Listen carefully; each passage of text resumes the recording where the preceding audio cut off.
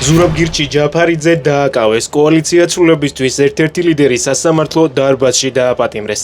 მას წულუკიანის კომისიაზე გამოუცხადებლობის გამო შეფარდებული გირაო პატიმრობით შეუცვალეს.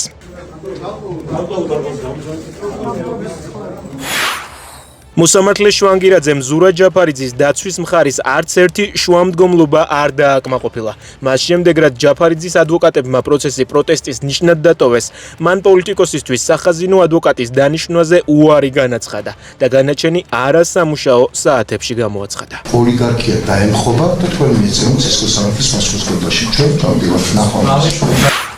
დღეს სასამართლო პროცესის დაწყებამდე პოლიციის განსაკუთრებული მობილიზება იყო. ხტომაზე დასასწრებად არ შეუშვეს ზურაბ ჯაფარიძის მხარდამჭერები და მედიის წარმომადგენლები. ადგილზე იყო ფიზიკური დაპირისპირებაც. სასამართლოს შენობა მედიის წარმომადგენლებსა და სამოქალაქო აქტივისტებს ძალის გამოყენებით დაატოვებინეს.